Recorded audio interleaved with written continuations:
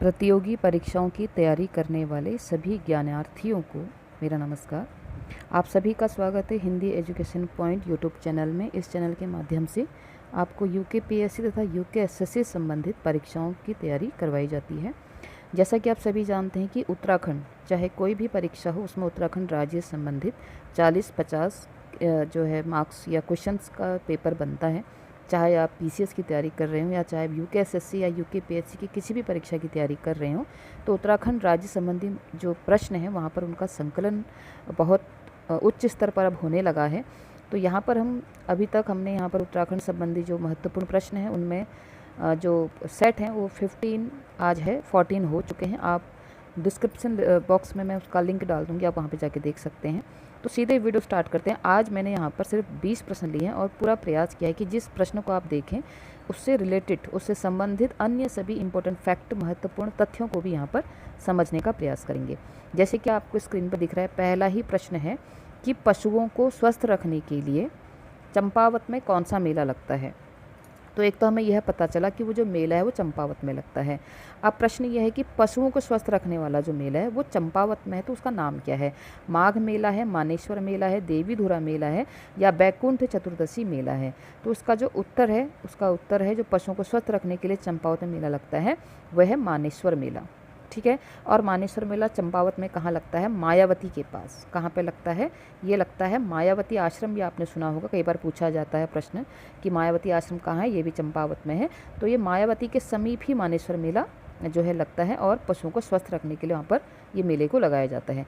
बात करते हैं यहाँ पर बैकुंठ चतुर्दशी मेला, जो यहाँ पर ऑप्शन में दिया है, इसकी बात करते हैं। हमारा आंसर तो बी है, लेकिन बैकुंठ चतुर्दशी मेले की अगर बात करें तो ये पौड़ी के श्रीनगर गढ़वाल में लगता है। कहाँ लगता है? ये पौड़ी के श्रीनगर गढ़वाल, ठीक है, पौड़ी के श्रीनगर गढ़वाल में लगता है। और अगर बात करें जैसे ये पशुओं को स्वस्थ रखने के लिए लगता है मानेश्वर मेला, तो बैकुंठ चतुर्दशी मेला जो है संतान प्राप्ति हेतु ये मेला लगता है। यहाँ पर संतान प्राप्ति हेतु कुछ ऐसा किया जाता है, तो ये बैकुंठ चतुर्दशी मेला पौड़ी के श्रीनगर गढ़वाल में लगता है और संतान प्राप्ति हेतु ये मेला लगता है। अगला है, इसमें अगर हम बात करें माघ मेला की, ठीक है, माघ मेला लगता है बाड़ाहाट का थौल भी इसको कहा जाता है। ठीक है, अगर मैं थोड़ा सा डिटेल में बताऊं तो माघ मेला को क्या कहा जाता है? बाड़ाहाट का थौल। अगर प्रश्न आ जाए कि बाड़ाहाट का थौल किस मेले का अन्य नाम है, बाड़ाहाट का थौल, तो यह है माघ मेला का अन्य नाम। और ये उत्तरकाशी में लगता है। कहाँ लगता है? उत्तरकाशी में लगता है। और कब लगता है? 14 जनवरी को लगता है। ठीक है। बात करते हैं देवीधुरा। आप सभी जानते हैं देवीधुरा से तो आप सभी परिचित हैं। यह आषाढ़ी कौथिक भी इसको कहा जाता है देवीधुरा को। और क्या कहा जाता है? आषाढ़ी कौतिक भी इसको कहा जाता है। आप सभी जानते हैं रक्षाबंधन के दिन ये लगता है। और ये भी कहाँ लगता है? चंपावत जिले में ही लगता है। तो हमने यहाँ पर बात करी, चारों मेलों की बात करी। माघ मेला लगता है आपका उत्तरकाशी में 14 जनवरी को, बाड़ाहाट का थौल भी इसे कहा जाता है। मानेश्वर मेला जिसकी हम बात कर रहे हैं, जो हमारा उत्तर है, ये पशुओं को स्वस्थ रखने के लिए मेला लगता है, चंपावत में लगता है। ठीक है। और मायावती के आसपास है ये। देवीधुरा मेला हमने बात की, चंपावत जिले में ही, आषाढ़ी कौथिक इसको कहा जाता है, रक्षाबंधन के दिन ये लगता है। और बैकुंठ चतुर्दशी मेला संतान प्राप्ति हेतु पौड़ी के श्रीनगर गढ़वाल में लगता है। ठीक है। आशा करती हूँ आपको प्रश्नों का संकलन और उसके साथ जो हम बातें डिस्कस कर रहे हैं ये आपको इन्फॉर्मेटिव लगेंगी, क्योंकि इसमें से कुछ भी पूछा जा सकता है। आप सभी जानते हैं कि उत्तराखंड के प्रश्नों का स्तर अब हाई से हाई होता जा रहा है। किस प्रकार से प्रश्न पूछ लिए जाएँ।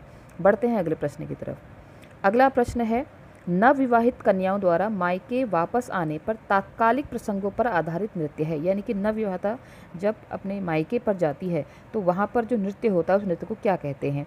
चांचरी नृत्य, झुमेलो नृत्य, लंगवीर नृत्य या सरो नृत्य। तो इस प्रश्न का जो सही उत्तर वह है झुमेलो नृत्य। तो हमें एक पता चला कि झुमेलो नृत्य किससे संबंधित है? नवविवाहित कन्याओं द्वारा मायके वापस जाने पर यह नृत्य किया जाता है। बात हम अन्य नृत्य की भी करेंगे, इसको आप याद रखेंगे। झुमेलो नृत्य नवविवाहित कन्याओं द्वारा मायके वापस जाने पर। अब इसको याद करने का एक तरीका आपको मैं ये बता सकती हूँ कि हर स्त्री अपना, चाहे वो ससुराल में कई वर्षों तक रहे, चाहे अपना जीवन किसी भी प्रकार ससुराल में बिताती है, लेकिन जो उसको कहते हैं ना सुख या एक खुशी जो प्राप्त होती है कहीं ना कहीं, ये मेरा व्यक्तिगत पॉइंट ऑफ व्यू है, व्यक्तिगत नज़रिया है कि वो जो जो खुशी जो फील, झूमना मतलब क्या होता है कि आप जब आपको किसी भी कोई पाबंदी या कोई ऐसा कुछ अनुभव नहीं होता घर के अंदर, कमरे के अंदर, या काम का कोई टेंशन ऐसा कुछ नहीं, तो आप कहते हैं ना झूम सकते हैं, तो वो कहाँ हो सकता है, वो मायके में हो सकता है। इस प्रकार से कोरिलेट करते हुए आप इसको याद कर सकते हैं कि नवविवाहित कन्याओं द्वारा मायके वापस आने पर कौन सा नृत्य होता है, झुमेलो नृत्य होता है। ठीक है, ये तो एक हमको ट्रिक थी, याद करने का तरीका था। बात करते हैं चांचरी नृत्य। चांचरी नृत्य जो है ये कैसा नृत्य है, ये श्रृंगारिक नृत्य है, याद रखेंगे। ये कैसा नृत्य है, ये श्रृंगारिक नृत्य है, और ये वसंत ऋतु की चांदनी रात में गाया जाता है। ये जैसे कुमाऊं में झोड़ा होता है, कुमाऊं के झोड़े में क्या होता है, बीच में एक ढपली लेकर जो है ढपली बजाता है, बाकी लोग गोल गोल घूमते हैं। उसी प्रकार ये चांचरी नृत्य आप कह सकते हैं गढ़वाल में होता है। कुमाऊं में जिस प्रकार झोड़ा होता है उसी प्रकार गढ़वाल में चांचरी नृत्य, और ये कौन सा नृत्य, श्रृंगारिक नृत्य है। ठीक है, झुमेलो की बात हो चुकी है। बात करते हैं लंगवीर नृत्य। ठीक है, लंगवीर नृत्य जो होता है ये नट नृत्य है, इसको हम क्या कह सकते हैं, नट नृत्य कह सकते हैं। इसमें ये नट नृत्य जो है पुरुषों द्वारा किया जाता है। ये लंगवीर नृत्य क्या है, एक नट नृत्य है, और ये पुरुषों द्वारा किया जाता है। बात करते हैं सरो नृत्य की। ठीक है, बात करते हैं सरो नृत्य की। तो सरो नृत्य जो है ये एक युद्ध गीत नृत्य है। कैसा है ये, युद्ध गीत नृत्य है। ठीक है, ये ढोल के साथ किया जाता है इस नृत्य को, और ये अगर विशेषकर कहा जाए तो गढ़वाल, टिहरी और उत्तरकाशी में मनाया जाता है। ये सरो नृत्य कहाँ होता है, गढ़वाल, टिहरी और उत्तरकाशी। ठीक है, गढ़वाल, टिहरी और उत्तरकाशी। तो हमने बात करा चांचरी नृत्य की, हमने बात करी श्रृंगारिक नृत्य है, बसंत ऋतु की चांदनी रात में ये गाया जाता है, कुमाऊं में झोड़े के समान होता है। प्रश्न ऐसे भी आ सकता है, देखिए प्रश्नों का संकलन किसी प्रकार से हो सकता है। ये भी आ सकता है कि कुमाऊं के झोड़े के समान अन्य नृत्य कौन सा, तो चांचरी नृत्य है। झुमेलो नृत्य आपने देख लिया, नवविवाहित जो हमारा आंसर था यही इसका आंसर था। झुमेलो नृत्य जो नवविवाहित कन्या अपने मायके जाती हैं तब वो झूम के गाती हैं, झूम के नाचती हैं। और लंगवीर नृत्य हमने बात किया, नट नृत्य है जो पुरुषों द्वारा किया जाता है। सरो नृत्य एक युद्ध नृत्य है, ढोल के साथ किया जाता है। गढ़वाल, टिहरी, उत्तरकाशी में इसको विशेषकर मनाया जाता है। ठीक है, बढ़ते हैं अगले प्रश्न की तरफ। अगला प्रश्न है, जियो टेक्सटाइल तकनीक का प्रयोग करने वाला प्रथम बुग्याल है। ठीक है, तो जियो टेक्सटाइल तकनीक का प्रयोग करने वाला प्रथम बुग्याल है। ऑप्शन है दयारा बुग्याल, केला बुग्याल, कुंवारी या हरकी-दून। तो इसका सही उत्तर है ऑप्शन नंबर ए, दयारा बुग्याल। ठीक है, बात करें दयारा बुग्याल कहाँ है, तो दयारा बुग्याल कहाँ है, उत्तरकाशी में है। ठीक है, दयारा बुग्याल कहाँ है, उत्तरकाशी में है। और बात करें कैला, ये कहाँ है, तो ये चमोली में है। कैला चमोली में है, कुंवारी भी चमोली में है, और हरकी-दून उत्तरकाशी में। तो ये दो, दयारा बुग्याल और हरकी-दून कहाँ है, उत्तरकाशी में है, और कैला और कुंवारी कहाँ है, चमोली जिले में। तो इस प्रकार सभी जानते हैं कि बुग्याल पूछे जाते हैं कि कौन किस जिले में है। इसमें जो एक्स्ट्रा फैक्ट यहाँ पर था, जो कि जियो टेक्सटाइल तकनीक का प्रयोग करने वाला प्रथम बुग्याल क्या है, दयारा बुग्याल, और ये कहाँ है, ये उत्तरकाशी में, और हरकी-दून भी उत्तरकाशी में है। ठीक है, और कैला और कुंवारी कहाँ है, चमोली में है। ठीक है, बढ़ते हैं आगे। अगला प्रश्न है, कत्यूरी राजाओं का कार्तिकेयपुर से राजधानी को स्थानांतरित करने का क्या कारण था। ठीक है, ध्यान देंगे, कत्यूरी राजा का कार्तिकेयपुर से राजधानी को स्थानांतरित करने का कारण क्या था। ठीक है, ऑप्शन है शैव एवं वैष्णव संप्रदाय में विवाद, प्राकृतिक आपदा, विदेशी आक्रमण, ब्राह्मण का श्राप। तो इसका सही उत्तर है शैव एवं वैष्णव संप्रदाय में विवाद होने की वजह से कत्यूरी राजाओं का कार्तिकेयपुर से राजधानी स्थानांतरित की गई। अब ये जो शैव है, इन शैव में आप एक जानते हैं निम्बर वंश की स्थापना की थी निम्बर ने। ठीक है, जिनके बेटे का नाम था इष्टगण, और निम्बर ने ही जागेश्वर में विमानों का निर्माण कराया था। अगर प्रश्न आता है ध्यान देंगे आप लोग। ठीक है, या ये तो हमारा इसका आंसर है कि शैव और वैष्णव संप्रदायों में विवाद होने लगा, क्योंकि जो निम्बर था वो शैव संप्रदाय, तो शैव मतावलंबी था। कौन, निम्बर जो था वो शैव मतावलंबी था, और निम्बर का बेटा इष्टगण था, और निम्बर ने ही जागेश्वर में विमानों का निर्माण कराया था। प्रश्न आ सकता है कि किस शासक ने, किस राजा ने जागेश्वर में विमानों का निर्माण करवाया था, तो वो था निम्बर। और इष्टगण जो है निम्बर का बेटा, उसने जागेश्वर में कई मंदिरों का निर्माण करवाया है, वो भी आप आगे उसको ऐड कर सकते हैं। ठीक है, तो यहाँ पर हमारा जो शैव मतावलंबी था, प्रश्न ऐसे आ सकता है कि निम्बर देव कौन सा धर्म का मानने वाला था, शैव मतावलंबी था। ठीक है, यहाँ पर हमारा जो आंसर है कि शैव और वैष्णव संप्रदाय में विवाद हुआ। तो एक्स्ट्रा यहाँ पर यह था कि निम्बर देव जो था वो शैव मतावलंबी था, तो ये भी कहीं ना कहीं इसका एक कारण था, शैव इसमें ये था। ठीक है, तो इन्हीं लोगों में आपस में विवाद होने लगा, इस वजह से कत्यूरी राजाओं ने कार्तिकेयपुर से अपनी राजधानी को स्थानांतरित करने का फैसला लिया था। बढ़ते हैं अगले प्रश्न की तरफ। अगला प्रश्न है, बादल घाटी किस जिले में है। बादल घाटी किस जिले में है, तो बादल घाटी है टिहरी, जौनपुर में। ठीक है, बादल घाटी कहाँ है, टिहरी, जौनपुर में है। बढ़ते हैं अगले प्रश्न की तरफ।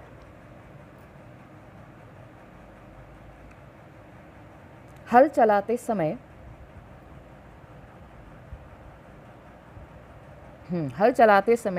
दोनों बैलों को साथ रखने के लिए उनके कंधे पर जो रखा जाता है लकड़ी का यंत्र, उसे क्या कहते हैं? जुआ कहते हैं, मयू कहते हैं, कनेसी कहते हैं, दंदालो कहते हैं। तो उसका सही उत्तर क्या है? इसको जुआ कहते हैं। आपने सुना भी होगा, जुआ कंधे पे जो रखा जाता है लकड़ी का हल चलाते वक्त, उसको जुआ बोला जाता है। ठीक है, बढ़ते हैं अगले प्रश्न की तरफ। अगला प्रश्न है, झपटो छीनो आंदोलन उत्तराखंड राज्य के संदर्भ में निम्नलिखित में से किससे संबंधित है?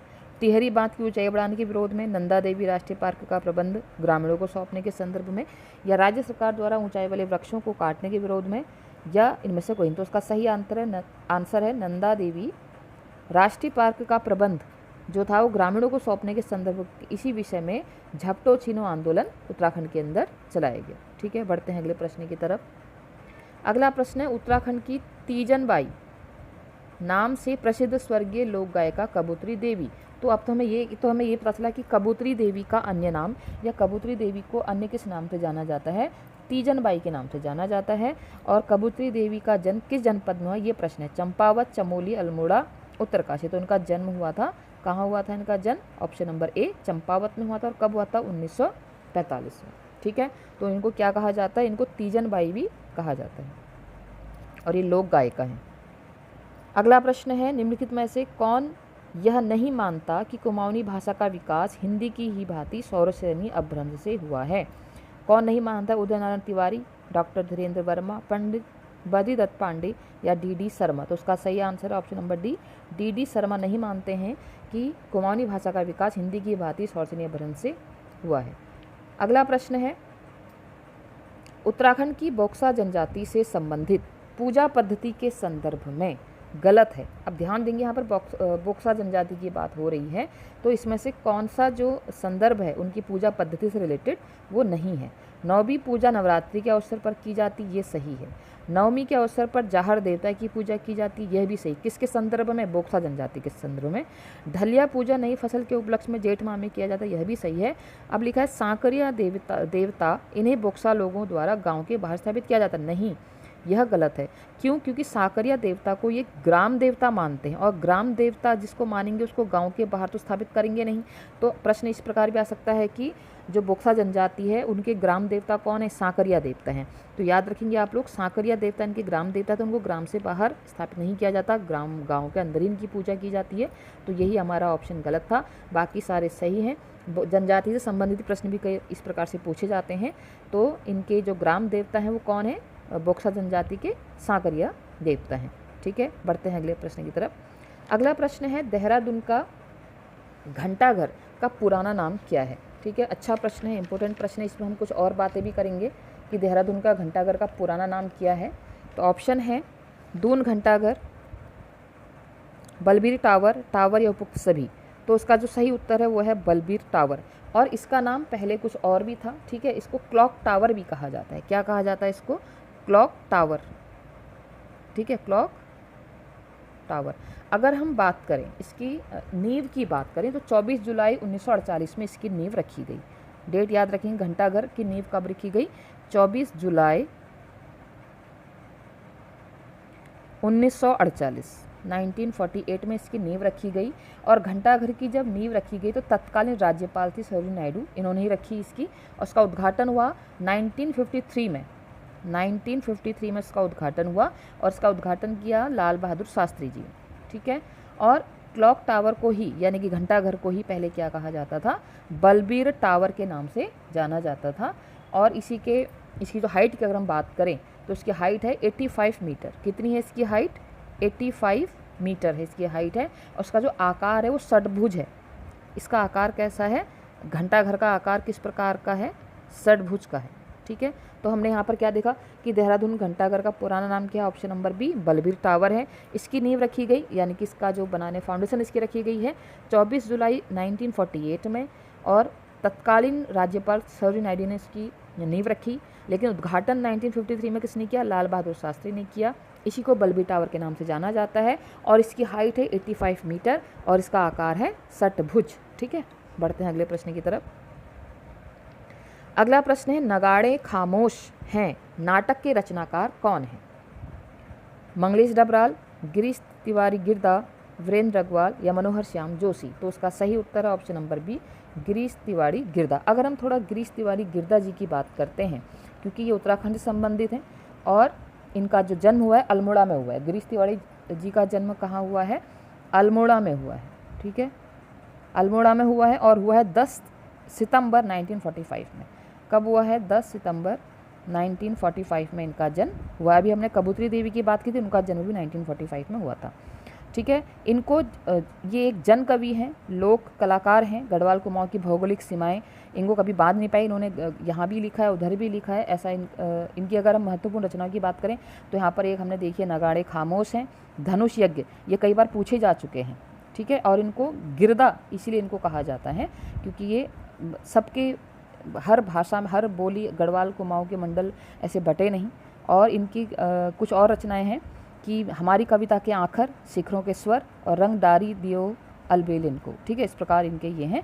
और इनका जो निधन हुआ है वह 22 अगस्त 2010 को, 22 अगस्त 2010 को इनका निधन हुआ। तो आप ध्यान रखेंगे नगाड़े खामोश है किसकी रचना है? गिरीश तिवारी गिरदा। इनका जन्म अल्मोड़ा में हुआ था 1945 में, ठीक है। बढ़ते हैं अगले प्रश्न की तरफ। अगला प्रश्न है फ्रेडरिक स्मेटा द्वारा स्थापित तितलियों का संग्रहालय कहाँ स्थित है? ठीक है, कहाँ स्थित है? खुरपाताल, रुद्रप्रयाग, सात ताल या भीमताल। तो फ्रेडरिक स्मेटा द्वारा स्थापित तितलियों का संग्रहालय ऑप्शन नंबर डी भीमताल में स्थापित है। अगर हम थोड़ी भीमताल की बात करें तो भीमताल कुमाऊं क्षेत्र की सबसे बड़ी झील है, ठीक है। बात कर रही हूँ बड़ी झील, और कहाँ की? कुमाऊं की। बड़ी की जगह अगर गहरी झील आता है तो गहरी झील है नकुचिया ताल, लेकिन बड़ी झील कौन है? भीमताल है। इसका आकार की अगर हम बात करें तो इसका आकार है त्रिभुजाकार। भीमताल का जो आकार है वो कैसा है? त्रिभुजाकार, बीच में इसके एक टापू है। और पूछा जाता है कई बार कि भीमेश्वर महादेव मंदिर यही भीमताल में है। भीमेश्वर महादेव मंदिर कहाँ है? भीमताल में। तो फ्रेडरिक स्मेटा द्वारा स्थापित तितलियों का संग्रहालय कहाँ स्थित है? ऑप्शन नंबर डी भीमताल, ठीक है। बढ़ते हैं अगले प्रश्न की तरफ। अगला प्रश्न है लंका नामक स्थान किस जिले में है? रुद्रप्रयाग में, पौड़ी में, चंपावत में, उत्तरकाशी में। तो लंका नामक स्थान ये कहाँ है? ऑप्शन नंबर डी उत्तरकाशी में है, ठीक है। अगर उत्तरकाशी की और हम कुछ महत्वपूर्ण चीज़ों की बात करें, जिस प्रकार से लंका पूछा गया है कि लंका नामक स्थान कहाँ है, उसी प्रकार जैसे मान लिया पूछ लिया कि हर की दून, अभी हमने पढ़ा था ना इसको, हर की दून कहाँ है? हर की दून भी उत्तरकाशी में है। सूपिन नदी कहाँ बहती है? सूपिन नदी भी उत्तरकाशी में बहती है। हर्षिल स्थान जो पर्यटन स्थल है, हर्षिल, क्या नाम है? हर्षिल, ये कहाँ है? यह भी उत्तरकाशी में है। प्रकटेश्वर गुफा, ठीक है, ध्यान देंगे। प्रकटेश्वर अगर लिखने में नहीं आ रहा है, सुनाए, आप सुनेंगे जरूर। प्रकटेश्वर गुफा भी कहाँ है? ये उत्तरकाशी में। पांडव गुफा भी यही है। केदार कांठा बुग्याल कई बार पूछा जाता है, मखमली घास के लिए प्रसिद्ध है। केदार कांठा बुग्याल भी उत्तरकाशी में है। पंवाली कांठा बुग्याल भी उत्तरकाशी में है। और विश्वनाथ मंदिर भी कहाँ है? उत्तरकाशी। इसमें से कुछ भी अगर पूछा जाता है याद रखेंगे।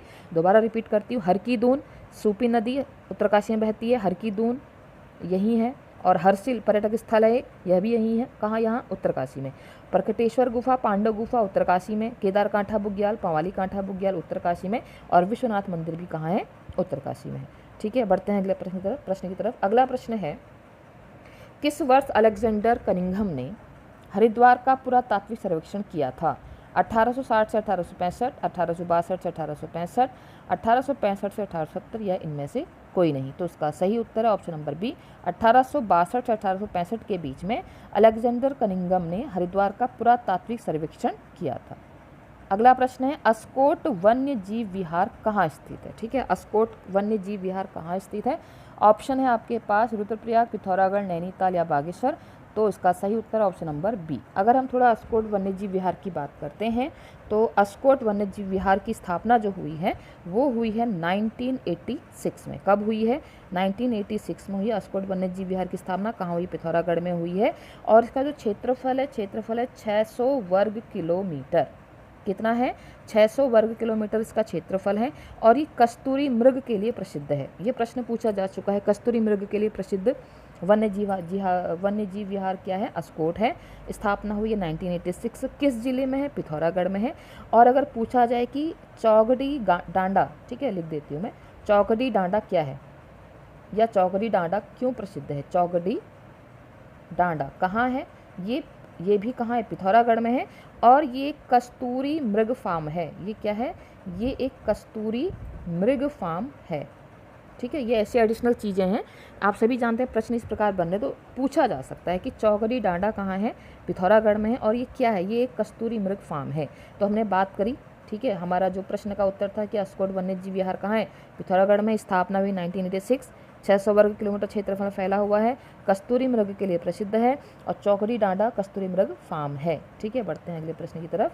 अगला प्रश्न है, टिहरी राज्य प्रजामंडल की स्थापना देहरादून में 1939 में किसने की थी। देखिए, ये प्रश्न मैंने आपको पहले भी समझा चुकी हूँ, अभी फिर रिपीट हो रहा है, ध्यान देंगे।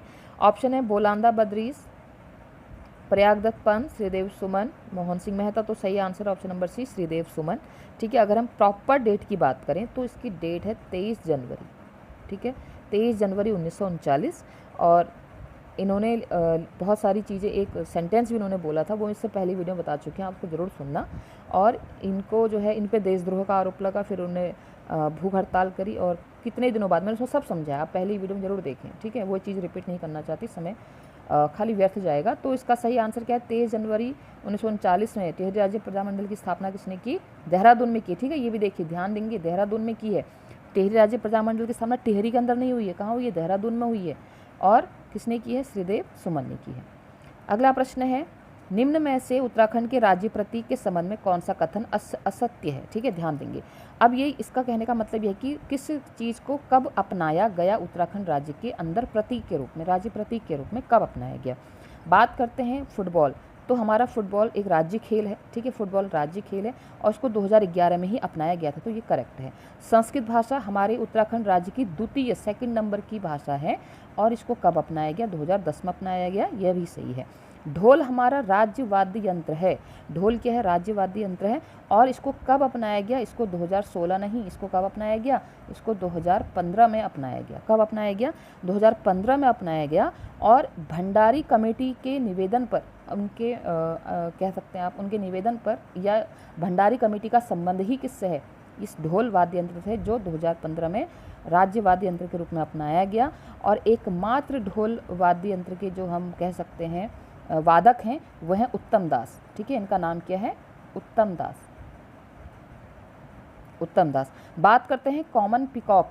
ठीक है, हमारे राज्य तितली को, जिसको घोषित किया गया है, ये 7 नवंबर, अगर हम डेट की बात करें, 7 नवंबर 2016 को कॉमन पिकॉक, ठीक है, इसको राज्य तितली घोषित किया गया है 7 नवंबर 2016 को। तो ये हमारे सब राज्य प्रतीक थे, आशा करता आपको याद रहेंगे। ठीक है, तो हमारा जो उत्तर है यहाँ पर वो ढोल है, क्योंकि ढोल को कब अपनाया गया, 2015 में, 16 में नहीं, 2015 में। ठीक है, बढ़ते हैं अगले प्रश्न की तरफ।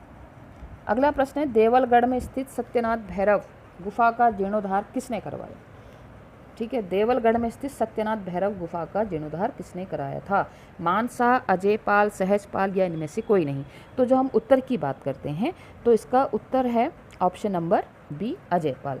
अब थोड़ा अजयपाल के विषय में जानते हैं, क्योंकि अजयपाल बहुत अपने आप में गढ़वाल के अंदर, उत्तराखंड के अंदर, गढ़वाल के अंदर एक बहुत बड़ी महत्वपूर्ण हस्ती हैं। तो बात करते हैं, ये परमार वंश के 37वें राजा थे, ये परमार वंश के 37वें नंबर के राजा थे। इन्होंने 52 गढ़ों को जीता था। ठीक है, इन्होंने 52 गढ़ों को जीता था। अगर इनके कार्यकाल की हम बात करें तो 1490 से लेकर 1519 तक इनका कार्यकाल था। 1490 से लेकर 1519 तक इनका कार्यकाल था। इन्होंने कुछ आपको चीज़ें बता रही, सरोला ब्राह्मण की नियुक्ति की। सरोला ब्राह्मण, कई बार पूछा गया है कि सरोला ब्राह्मण की नियुक्ति किसका किससे संबंध है। ठीक है, सरोला ब्राह्मण इन्होंने की। और गढ़वाल का अशोक इनको कहा जाता है, इनको बहुत नाम दिए गए, गढ़वाल का अशोक कहा जाता है, गढ़वाल का कृष्ण कहा जाता है, आदिनाथ कहा जाता है। और अजय सिंह रावत जिनकी बुक हम पढ़ते हैं, ठीक है, उन्होंने अजयपाल की तुलना किससे की है, अशोक से की है। ठीक है, और कुछ जो मापतोल का प्रचलन होता है, उस मापतोल में इन्होंने, अजयपाल ने कुछ नाम दिए हैं। देखिए, मापक माथा, मापक पाथा। ठीक है, मापक पाथा, ये तो आपने नहीं सुना होगा, लेकिन ये जरूर सुना होगा, धूली पाथा, धूली पाथा। ये जो मापतोल का जो मापक बना है, इनका प्रचलन भी अजयपाल ने कराया। ठीक है। तो आप याद रखेंगे, हम अजय पाल के बारे में पढ़ रहे थे कि अजय पाल परमार वंश का 37वां नंबर का राजा है, 52 गढ़ों को जीता है, कार्यकाल 1490 से 1519। सरोला ब्राह्मण की नियुक्ति उन्होंने करवाई थी। गढ़वाल का अशोक इन्हें कहा जाता है, गढ़वाल का कृष्ण कहा जाता है, आदिनाथ कहा जाता है। और अजय सिंह रावत जी ने इनको अजय पाल की तुलना किससे की? अशोक से की। हो सकता है प्रश्न ऐसे कि किसने अशोक कहा है, ठीक है, तो अजय सिंह रावत ने ही इनको अशोक कहा है। और मापक पाथा और धूली पाथा ये गढ़वाल के जो अशोक या हम कहें अजय पाल, इन्होंने ही इसको दिया था, ठीक है। इस प्रकार से ऐसे ही प्रश्न आ सकता है कि मापक पाथा या धूली पाथा का संबंध किस वंश से, और ऊपर दे दिया चंद्रवंश, परमार वंश, है ना, कार्तिकेय वंश। इस प्रकार से आप ध्यान देंगे परमार वंश, अगर हम थोड़ा सा इसको डिटेल पूरा कंबाइल में लें, एक मेजर उसमें लें, तो परमार वंश का हुआ ना मापक पाथा और धूली पाथा। तो प्रश्न किसी प्रकार से बना, इस पर को आप ध्यान देंगे। तो आज की वीडियो का अंतिम प्रश्न, क्योंकि मैंने प्रयास किया है कि आप हर चीज़ को अच्छे से समझें, वीडियो ज़्यादा बड़ी ना हो कि 20-20 प्रश्नों को लेकर मैं अब आपके समक्ष आऊँगी। तो देखिए अंतिम प्रश्न है, शायर निम्न में से क्या है? शादी कर है, सीमा चुंगी कर है, मरो कर या कोई नहीं है, ठीक है। तो शायर कर क्या है? तो उसका सही उत्तर है ऑप्शन नंबर बी, एक ये सीमा चुंगी कर है। अब इसके से समझ और बाद में हम समझेंगे। मरो कर क्या है? अब आपको लगेगा मरो कर कोई है, हाँ मरो कर है, और ये पुत्रहीन व्यक्तियों से लिया जाता था। आप पुत्रहीन व्यक्ति मतलब जिसके पुत्र नहीं है, उससे कौन सा कर लिया जा रहा है? मरो कर लिया जा रहा है। बात करते हैं, और अगर हम ये किस काल के कर थे, ठीक है, शादी कर, सीमा चुंगी कर, मरो कर, ये जो थे ये गोरखा कालीन कर थे। गोरखा कालीन, ये गोरखाओं ने ये कर लगाए हुए थे। अगर मैं कुछ और कर इनकी बात करूँ, जैसे बहता कर, यह आ चुका है कई बार परीक्षा में। बहता कर भी गोरखाओं ने लगाया, और ये कब लगाया जाता था? जैसे माना किसी ने अपनी संपत्ति को छिपाया, उस छिपाई संपत्ति पर क्या लगता था? बहता कर। मतलब आजकल के समय का इनकम टैक्स का आप रेट पढ़ सकती है, जैसे प्रकार से उस प्रकार से समझ सकते हो कि बहता कर छिपाई हुई संपत्ति पर लगता था। एक है पुंगाड़ी कर, ठीक है, एक है पुंगाड़ी कर, पुंगाड़ी कर। और ये पुंगाड़ी कर भी ये किसने लगाया? ये भूमि कर है। पुंगाड़ी कर क्या? एक भूमि कर है, और ये भी किसने लगाया? गोरखाकालीन कर है। तो शायर इसमें से क्या है? सीमा चुंगी कर है। मरो कर पुत्रहीन व्यक्तियों से लिया जाता था। बहता कर छिपाई संपत्ति पर लगता था। पुंगाड़ी कर एक भूमि कर, और ये सारे कर किसके हैं? ये गोरखाकालीन कर हैं। तो आज हमने 20 प्रश्नों का संकलन किया। आगे भी ऐसी अन्य 20 प्रश्नों में लेके आऊँगी, किसी इंपॉर्टेंट टॉपिक पर भी प्रश्न लेके आऊँगी। आप सभी वीडियो चैनल से जुड़े रहें। आपको प्रश्नों का संकलन और अतिरिक्त व्याख्या कैसी लगती है, आप कमेंट बॉक्स में ज़रूर लिखें। आज के लिए इतना ही, बहुत बहुत धन्यवाद।